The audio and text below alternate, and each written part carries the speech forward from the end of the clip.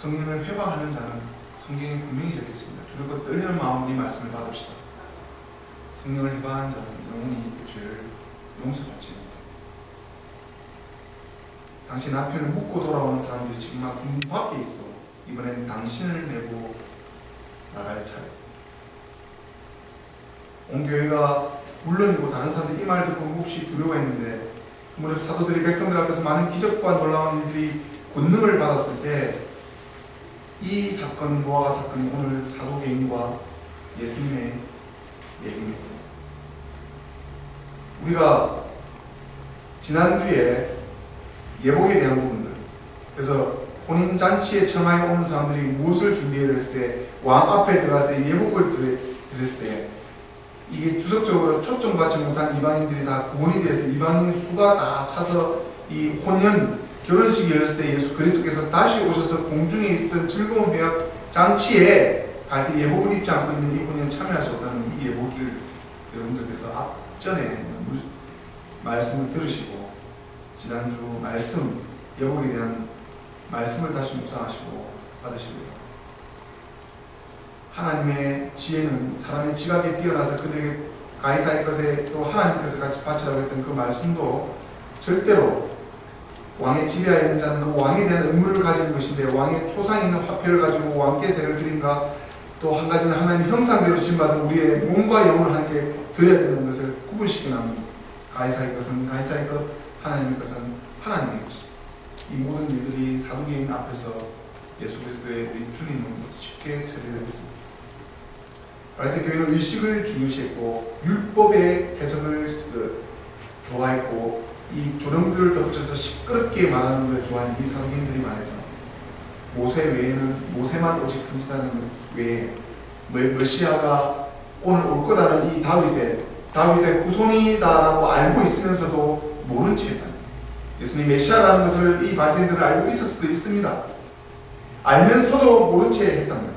그래서 예수님께서 다윗의 자손으로 온 메시아를 너희가 눈앞에 두고도 바라보지 못하고 깨닫지 못하는 것은 다 너희 죄라는 것이 오늘 하나님께서 우리에게 주시는 말씀입니다. 제가 오늘 예화를 준비하면서 우리가 165년 정통된 기업이 하나 있는데, 독일의 기업인데, 그 2차 세계대전 당시에 독일이 붕괴된 이후에 이 광학업체, 지금도 삼성이나 이 현미경 수술할 때 쓰는 모든 광학 렌즈가 거기서 다 생산되는데, 그 분단이, 제가 이 예화를 한 것은 제가 묵상을 해보면서 왜 이 예화를 보고 내 마음에 깊이 들어왔는가 묵상을 해서 봤을 때, 아마 남북이 분단이 되는, 우리가 독일을 쫓아서 동독과 서독이 합쳐져서 하나님께 합쳐져야 되겠구나. 오늘 본문의 말씀이 만약 사두개인과 바리새파가 우리가 회개해서 둘째 아들로서 예수님 앞에 무릎 꿇는 사두개인 바리새파가 나옵니다. 나중에 나옵니다. 나와서 예수 그리스도를 따르는 자들이 나옵니다. 그래서 이 165년 된 가장 오래된 이 업체가 있는데, 이 두 개의 독일이, 그 다음에 이 이름이 칼자이스라는 회사입니다.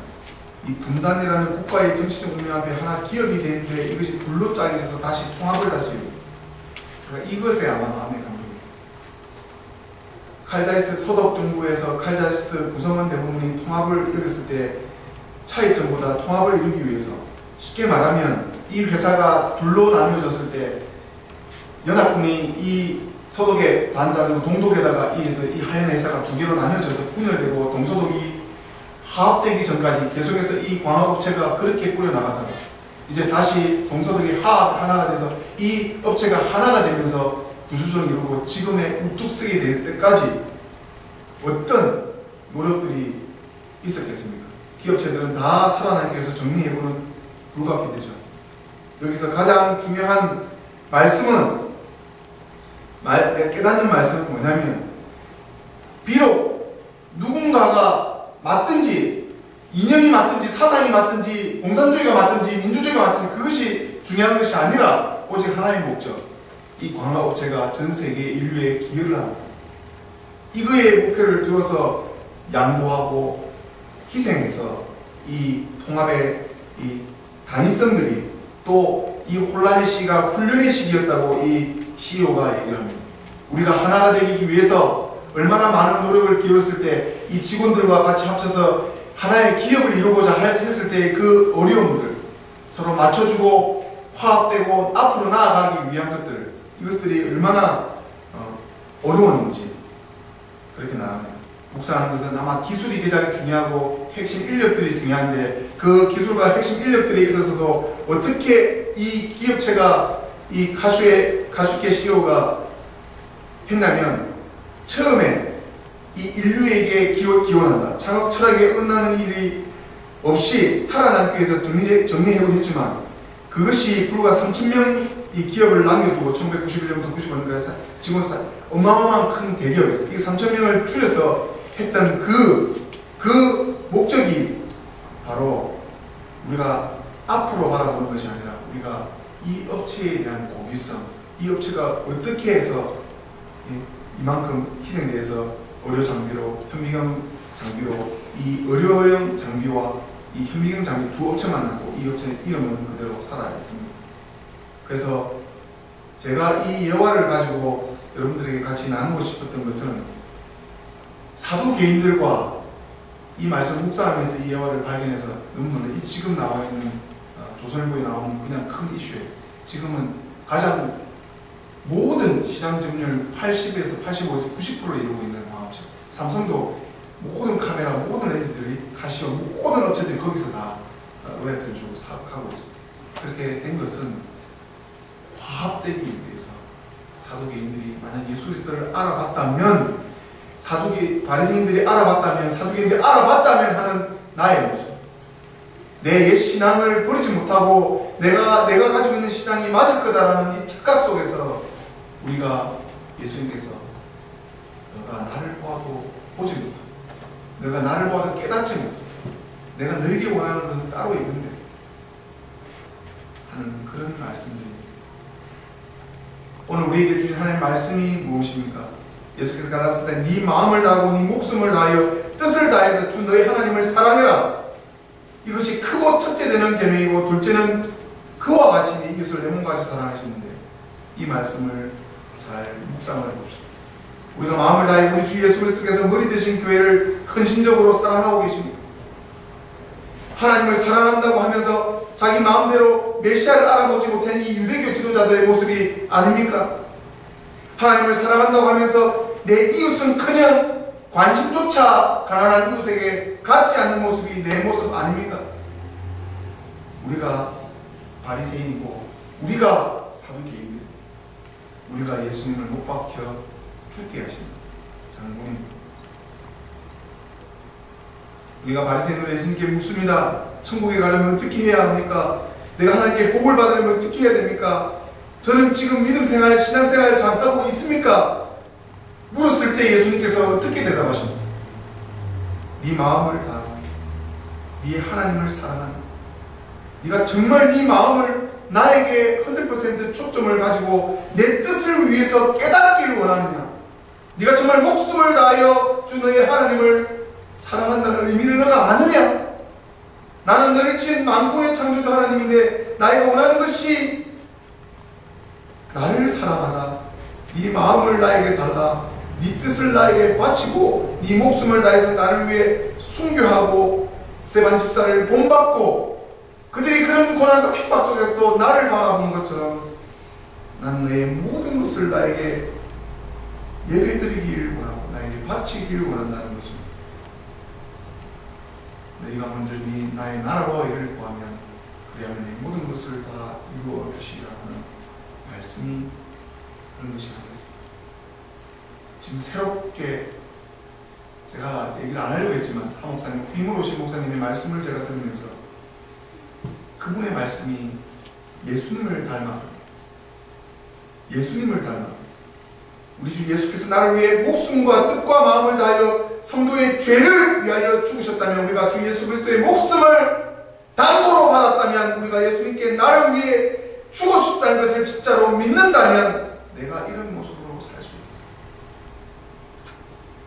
내가 어떻게 멸망되고 없어져야 될 그런 죽음을 안고 멸망되어져 가야 되는 이 모습 속에서 나를 위해 죽어주시고 그 죽어주신 것을 믿는 믿음으로 영생과 새 생명을 주신 예수님께 목숨 바치는 게 마땅하지 않습니다. 마음을 다 드리는 게 마땅하지 않습니다.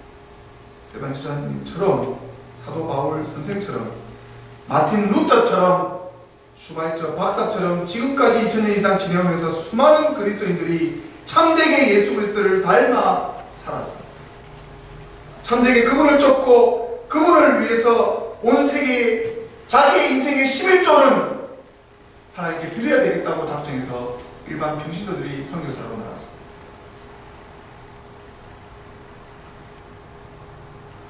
나를 하나님께 바치는 것입니다. 나를 하나님께 드리는 것입니다. 예수님을 닮아가는 것이 우리 신앙의 목표입니다.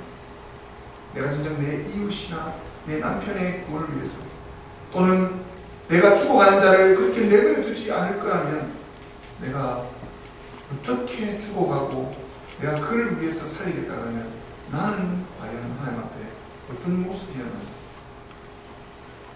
오늘 마지막 하나님께서 말씀이 예수께서 이런 거짓말하고 속이는 자들에게 대모습입니다. 너희는 그리스도에 대해 어떻게 생각하는가? 그리고 힌트를 줍니다. 근거를 남기십니다. 너는 그리스도에 대해서 어떻게 생각하는가? 누구의 자손이냐? 누구의 자손으로 메시아에게 온다고 해요? 예수님은 친절하시죠. 다윗이 그리스도를 주라고 부르는 사실은 쉽게 알 수가 있습니다. 그리스도께서는 다윗이 성령으로 그리스도를 주라고 부른 것을 입증하기 위해서 오늘 말씀이 주께서 내 주께 이르시되 내가 네 원수를 내 발 앞에 볼 때까지 내 우편에 앉았으라 하신 이 말씀은 시편 110편 1장을 인용하십니다. 예수님께서 육신의 후손으로 다윗의 후손으로 온다는 것을 너희가 알지 않느냐? 네가 나를 보고도 그리스도로 받아들이지 않는다는 것을 지적하고 있습니다. 이 구절은 서기관들, 사두개인들, 바리새파들, 종교 지도자들, 지금의 우리의 바뀌어지지 않는 신앙의 모습들, 이런 모습들이 이 시편 말씀께서 우리에게 교훈적으로, 그리스도의 교훈을 예언적으로 우리에게도 지금 요약해서 말씀해 주시고, 그가 선지자직으로, 제사장직으로 왕직을 수행하신 것이 앞으로 오신 예수 그리스도께서 누구신지, 주께서 내 주께 이르시되 내가 네 원수를 네 발 아래 볼 때까지 심판자요 오실 제사장이요 왕직으로 오십니다. 그리스도는 승천하고 난 다음 상태에 성경 구절을 모두 인용하면서 자기가 구속자임을 밝히셨습니다. 하나님은 우편에 앉으시고 그가 앉았다는 것은 휴식을 취해서 통치를 한다는 것입니다. 성령을 보내주셔서 내가 앞으로 다시 재림할 그날까지 성령을 통해서 나의 종들을 통해서 사명을 수행하게 할 것입니다. 다시 말해서 그가 하나님 우편에 있다는 것은 그가 최고의 영광을 받을 뿐 아니라 통치권을 대속받았다는 것입니다. 그의 원수를 발 아래 둔다는 것은 그리스도는 그들의 전적으로 자기의 친구들이 되거나 아니면 원수가 되어서 발등상 될 때까지 내가 하나님 우편에 앉아 계시다는 거죠. 여기에서는 타협도 없고 여기서는 물에 술을 타는 그런 것도 없습니다. 네가 원수가 되는 거야. 나의 자녀가 이것을 받아들이는 말씀을 듣고 한 말도 다윗이 그리스도를 주라 칭하였는데 어찌 그의 자손이 한 말도 능히 있다. 그리스도께서 바리새인들에게 지식을 완만하게 시험한 것은 이 말씀으로 우리가 그리스도의 다윗이 주라는 사실을 빨리 파악하고 이 사실을 통해서 그가 다윗의 자손이라는 사실도 설명을 해야 합니다. 이 예수님께서 메시아의 신성을 믿지 않는 사람들이 그리스도께서 다윗의 자손인지 아닌지를 입증하는 것은 쉬운 일이 아닙니다. 하지만 만일 다윗이 그리스도를 주라고 부른다면 그것은 더욱 분명한 진리로 규정되기 위해서, 그래서 우리가 그리스도가 다윗의 주라는, 다윗 왕의 주가 예수 그리스도라는 이 사실을 빨리 파악해서 이 말씀을 전해드리는 것입니다. 근데 그들은 그들의 무지, 율법, 거기에 옛 신앙에 사로잡혀 있어서 메시아가 하나님이라는 사실도 모르고 알았다 해도 모른 척하고 그들의 불편하고 불경건함으로 말미암아 이 사실을 인정 안 했습니다.